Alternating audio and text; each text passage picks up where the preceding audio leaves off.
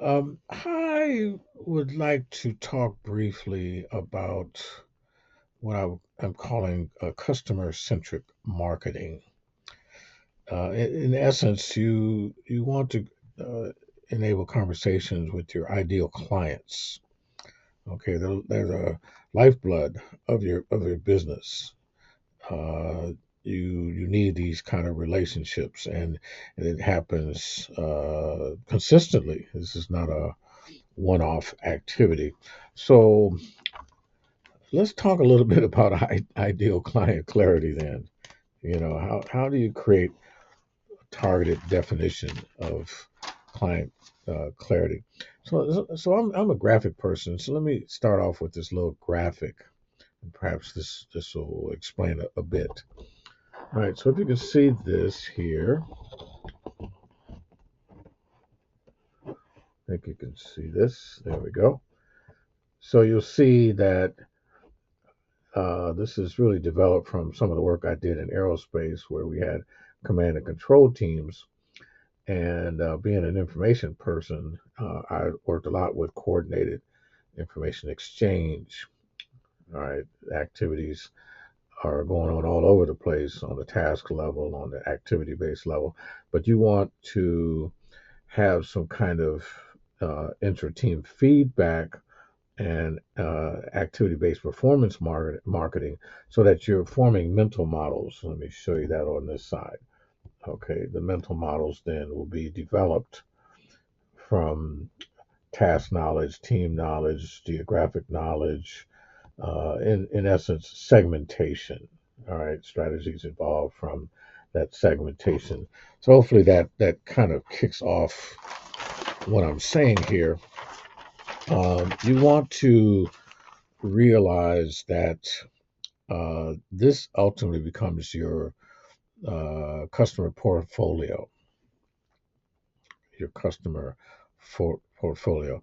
And, a lot of folks see this as a marketing department activity. Well, it is, but it's really a framework that should be looked at by your leadership, from the board of directors, CEO, CIO, of course, and maybe chief marketing officer. All right, it's a framework for managing cash flows. So you want to start by segmentation, relationship segmentation. A lot of folks start off, a lot of connections start off as strangers and acquaintances, but you eventually want to figure out who are friends, who are customers, and who are partners. Okay, and this is a lifetime value proposition. Like I said, you don't want to do it just one off, and if done properly, you're looking at revenues, costs over time across all relationships and segments. All right, so you want to also look at your return on investments for customer acquisitions and relationship leverage. Now, what do I mean by that? Well, uh, unfortunately, too many companies waste a lot of their invested time. I shouldn't say wasted, but they spend a lot of their invested time trying to get new clients, and you really need to have a follower type strategy where you are retaining clients. Now, you want to also look at maybe the low hanging fruit, some of the lower return on investment clients, and figure out why they're your clients in the first place. There may be some development work that you may need to do. Okay, so as you look at um, your value proposition, and I remind you again, this is an issue not just for marketing, but for the board. Okay, it's affected by marketing activities, but it's a board activity for insight and new ideas. So when you get that insight and ideas, you want to test the effect.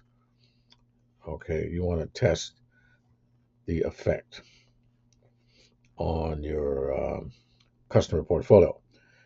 All right. And then redesign your marketing activity. If it's not giving you the output that you want, then you need to redesign that. And hopefully you get a higher cost performance index. Okay.